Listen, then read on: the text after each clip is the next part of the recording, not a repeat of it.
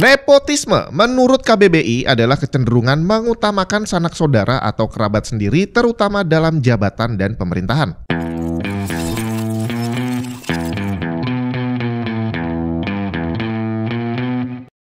Apa hubungannya sama spam? Tahukah kamu bahwa spam di banyak negara itu dianggap sebagai kejahatan? Bahkan nggak sedikit perusahaan yang akhirnya kena sanksi bayar denda karena melakukan spam. Tapi kalau di Indonesia kayaknya masih jauh deh ya untuk spam bisa dianggap sebagai pelanggaran hukum. Karena yang tadi aja saya sebutin di depan, nepotisme yang katanya adalah musuh besar negara kita, KKN, korupsi, kolusi, nepotisme.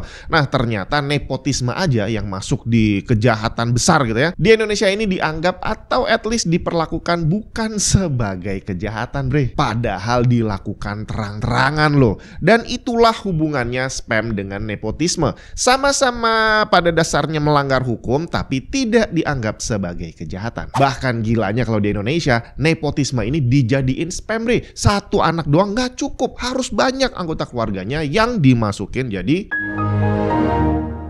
Sekarang tentang jumlah korbannya. Kalau terjadi kasus pencurian motor misalkan, maka yang dirugikan adalah satu orang doang yang punya motor tadi gitu ya. Tapi kalau kita bicara tentang nepotisme, korbannya adalah orang satu negara. Semua orang bre, termasuk spam juga sama. Korban dari spam adalah semua orang. Jadi kalau sekarang kita bicara spam yang dikirim lewat SMS, berarti semua orang, mungkin saya yakin ya 100% pengguna HP udah menjadi korban spam.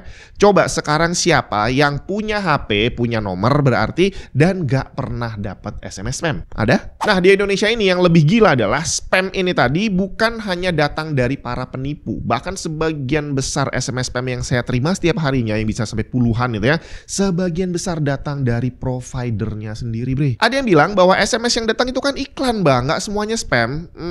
Ya memang sih ada hubungannya antara iklan dan spam. Tapi ada perbedaan mendasar di mana iklan itu jatuhnya bukan kejahatan, tapi kalau spam bisa masuk kategori pelanggaran hukum. OLED, teknologi monitor terbaik saat ini, apalagi kalau judulnya Asus ROG Strix OLED XG27AQ DMG. Menggunakan White OLED panel dengan resolusi 1440p, refresh rate 240Hz dan response time 0,03 millisecond.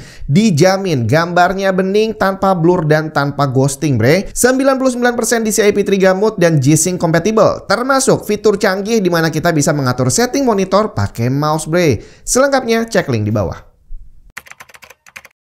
Spam adalah pesan yang tidak diinginkan, baik dalam bentuk email, SMS, postingan internet, atau yang lainnya yang biasanya berisi pesan komersial atau iklan yang dikirim sekaligus ke orang dalam jumlah besar di sejumlah tempat yang berbeda. Jadi singkatnya bukan hanya muter iklan, bukan hanya nulis iklan, tapi mengirim iklan ke banyak orang dan disebar ke semua daerah gitu ya. Dan pesan tadi tidak diminta sama orang. Nah dalam kasus tertentu pesan seperti ini memang bukan hanya berisi iklan, tapi ada banyak yang juga berisi penipuan coy. Dan di banyak negara praktek spam ini sudah dianggap sebagai pelanggaran hukum. Seperti contoh Amerika Serikat punya Can Spam Act, aturan yang sebenarnya bukan hanya mengatur tentang spam tapi tentang tata cara pengiriman iklan secara umum. Melanggar aturan ini bisa berujung pada penalti hingga 53.000 US dollar. Sedangkan aturannya sendiri sebenarnya nggak ribet, hanya butuh kejujuran dari pengirim pesan. Seperti tidak boleh menggunakan judul dan header yang misleading. Harus nyebutin dengan jelas bahwa ini adalah iklan, dan yang paling utama dengan jelas mencantumkan cara untuk berhenti menerima pesan tersebut dan harus memenuhi permintaan orang yang pengen berhenti. Bagaimana dengan negara lain? Ini adalah tabel ringkasan anti-spam law dari berbagai negara yang dikompil oleh AI. Silahkan koreksi kalau ada yang salah. Untuk Amerika Serikat tadi singkatnya pengiriman spam gak butuh persetujuan penerima tapi wajib mencantumkan cara berhenti. Sedangkan negara lain seperti Kanada, European Union, Australia, dan Singapura membutuhkan persetujuan orang yang mau dikirimin spam. Mau atau enggak? Dan semuanya sama, wajib mencantumkan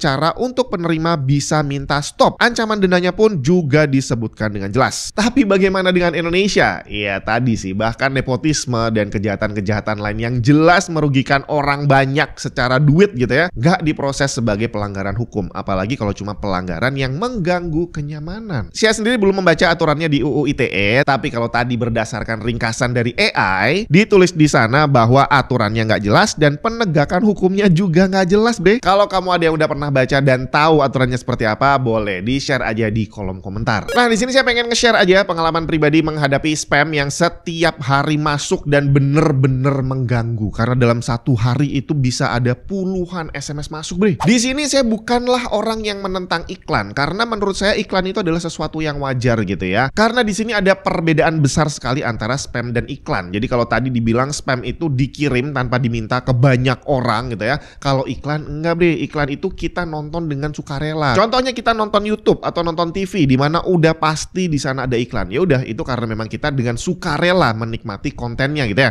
Tapi kalau spam enggak, kita nggak lagi ngapa-ngapain, tahu-tahu dikasih tahu ada produk baru, ada promo baru, ini apa-apaan. Dan salah satu perbedaan yang bikin semakin sebel adalah kalau kita nonton TV kan gratis tuh, nonton YouTube juga gratis, dengerin Spotify juga gratis. Jadi kalau ada iklannya ya masih oke lah ya. Sedangkan kalau SMS provider, kita udah beli pulsa, kita udah beli paket data dan masih diganggu dengan spam segitu banyaknya. Yang resmi dari provider ada banyak banget, terus ada lagi promosi dari produk yang memang real tapi 100% nggak saya butuhkan. Ada lagi dari pihak ketiga yang nawarin pinjol, gadai STNK, sampai judi online juga pernah nyasar masuk ke HP saya. Nah, dari sekian banyak SMS yang masuk, itu hanya sedikit yang mencantumkan cara untuk berhenti. Jadi seandainya perusahaan-perusahaan ini beroperasi di luar negeri, mungkin mereka udah bangkrut bayar ganti rugi, bre. Dan gilanya lagi, SMS yang masuk ini gak mempan diblokir. Jadi dia masuknya gak pakai nomor, pakai nama doang gitu ya. Dan waktu diblokir, ya besoknya mereka akan masuk dengan nama yang sama tapi nomornya beda. Jadi pemblokiran gak mempan sama sekali. Contohnya nih, Telkomsel, Indosat, iklan spamnya resmi atas nama mereka dan mereka gak nyantumin sama sekali cara untuk berhenti. Indosat bahkan mengambil metode spam yang lebih parah lagi. Bukan hanya dalam bentuk SMS tapi udah mulai dalam bentuk pop-up yang meminta untuk kita milih accept atau reject. Kalau sehari cuma sekali masih nggak apa-apa, bre. Ini sehari bisa berkali-kali. Terus ada lagi spam third party yang seringkali dari restoran yang nyantumin cara berhenti dengan ketik stop bla bla bla gitu ya. Dan di HP saya itu sampai saya bikin komen otomatis kalau ada yang masuk langsung kirim otomatis stop ke nomor yang udah disebutin. Tapi ternyata mati satu tumbuh 1000. Tiap hari komen otomatisnya pontang-panting ngirim request dari spam baru yang terus bermunculan. Saya coba googling untuk menghentikan spam dari provider, dapat satu panduan untuk menonaktifkan layanan tersebut lewat SIM application. Berhasil requestnya untuk berhenti, tapi ternyata nggak ngefek sama sekali. Untuk nomor Telkomsel malah lebih bego lagi. Nggak ada caranya untuk buka SIM app untuk request berhenti. Dan tadi ya, seandainya Indonesia punya aturan seperti di luar,